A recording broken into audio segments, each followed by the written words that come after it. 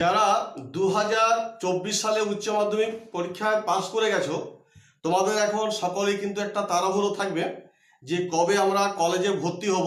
সেইটা তোমাদের ফার্স্ট একটা চিন্তা ভাবনা থাকবে। আর তাছাড়াও তোমাদের চিন্তা ভাবনা থাকবে যে হয়তো অনেকে ভালো রেজাল্ট করেছো, কেউ হয়তো পাস কোর্স নিয়েও পড়তে পারো, আবার কেউ হয়তো অনার্স নিয়েও পড়তে পারো। তো কী নিয়ে পড়বে সেই নিয়েও কিন্তু তোমাদের মধ্যে একটা চিন্তা ভাবনা থাকবে যে পাস কোর্স নিয়ে পড়লে পরে সেটা ভালো হবে না অনার্স নিয়ে পড়লে ভালো হবে। হ্যাঁ, এইগুলো কিন্তু তোমাদের মধ্যে একটা চিন্তা ভাবনা থাকবে। তো যাই হোক, যারা এই এইচএস পাস করে গেছো 2024 সালে, তোমরা তো কলেজে ভর্তি হবে। তো তোমাদের জন্য একটা সুখবর হচ্ছে যে তোমরা যখন কলেজে ভর্তি হবে, তোমাদের যে গ্র্যাজুয়েশন কত বছরে তোমাদের কমপ্লিট হবে সেই নিয়ে কিন্তু আমি তোমাদের সামনে আজকে তুলে ধরবো। তার আগে বলে রাখি, যদি আমার ভিডিওটি ভালো লেগে থাকে তাহলে অবশ্যই কিন্তু একটা সাবস্ক্রাইব করে দিও, আর পাশে থাকা যে বেল আইকনটি রয়েছে সেটা কিন্তু প্রেস করতে একেবারে ভুলো না।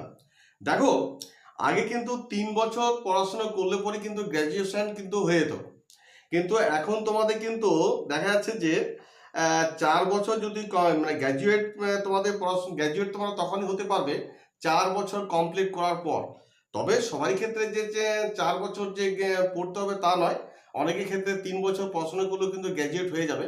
কিন্তু কারা 3 বছর পড়লে পরে গ্র্যাজুয়েট হয়ে যাবে বা কারা 4 বছর পড়াশোনা করলে গ্র্যাজুয়েট হবে, সেটা হচ্ছে আমি তোমাদের বলছি। যেমন ধরো, যে সমস্ত ছাত্রছাত্রীরা ধরো পাস কোর্স নিয়ে পড়াশোনা করবে, পাস কোর্স কোনো অনার্স নিলে না, তোমাদের ক্ষেত্রে কিন্তু সেটা কি হবে, 3 বছরে কিন্তু তোমার গ্র্যাজুয়েশন কমপ্লিট করে ফেলবে এবং গ্র্যাজুয়েট হয়ে যাবে।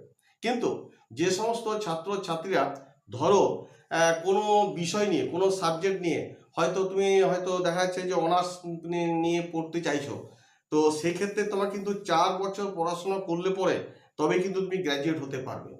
তবে একটা ব্যাপার কি, এই যে তুমি 4 বছর যে পড়াশোনা করবে এবং তারপর যে তুমি গ্র্যাজুয়েট হবে, তার কিন্তু সুবিধা আছে। সুবিধাগুলো কি কি?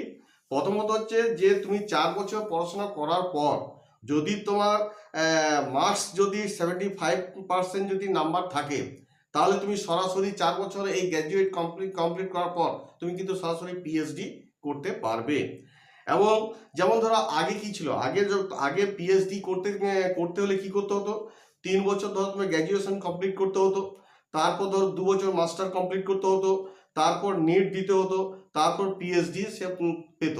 কিন্তু এখন দেখা যাচ্ছে কি, তুমি যদি 4 বছর যদি পড়াশোনা করো, কোনো সাবজেক্ট নিয়ে যদি অনার্স নিয়ে পড়ো, 4 বছর পড়াশোনার পর যেই গ্র্যাজুয়েট হয়ে গেলে এবং তোমার টোটাল মার্কস যদি 75% যদি নাম্বার থাকে, তাহলে তুমি কিন্তু সরাসরি কিন্তু কি করবে না পিএইচডি করতে পারবে।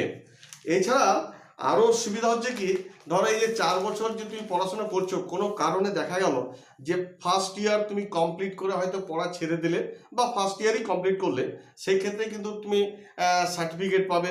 সেকেন্ড ইয়ার কমপ্লিট করার পর তুমি কিন্তু সেখানেও একটা সার্টিফিকেট পাবে। থার্ড ইয়ার কমপ্লিট করার পর তুমি যদি ছেড়ে দাও, তারপর সেখানেও কিন্তু তুমি একটা সার্টিফিকেট পাবে। এবং ফোর্থ ইয়ার পর তো তুমি তো গ্র্যাজুয়েশন সার্টিফিকেট পাবে। তো যেমন ধরো, প্রথম ধরো ফার্স্ট ইয়ার তুমি পড়াশোনা করলে, পড়াশোনা করার পর তুমি ধরো আর পড়লে না, সেক্ষেত্রে তুমি কিন্তু একটা সার্টিফিকেট কিন্তু পাবে। সেকেন্ড ইয়ার যখন তুমি কমপ্লিট করলে, হয়তো পড়লে না, সেক্ষেত্রেও কিন্তু তুমি একটা ডিপ্লোমা সার্টিফিকেট কিন্তু তোমাকে দেওয়া হবে। এবং থার্ড ইয়ার যখন তুমি কমপ্লিট করবে, সেক্ষেত্রেও কিন্তু তোমাকে একটা ডিগ্রি সার্টিফিকেট দেওয়া হবে।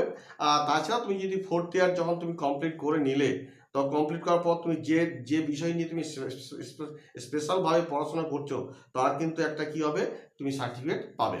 তাহলে বোঝা গেল যে যারা পাস কোর্স নিয়ে পড়াশোনা করবে তারা 3 বছরে তারা গ্র্যাজুয়েট হয়ে যাচ্ছ। আর যারা কোনো বিষয় নিয়ে, কোনো সাবজেক্ট নিয়ে ধরো অনার্স নিয়ে পড়াশোনা করবে, সেই ক্ষেত্রে কিন্তু তোমাদের 4 বছর কিন্তু কি করতে হবে না পড়াশোনা করে তবে কিন্তু তোমরা গ্র্যাজুয়েট হতে পারবে।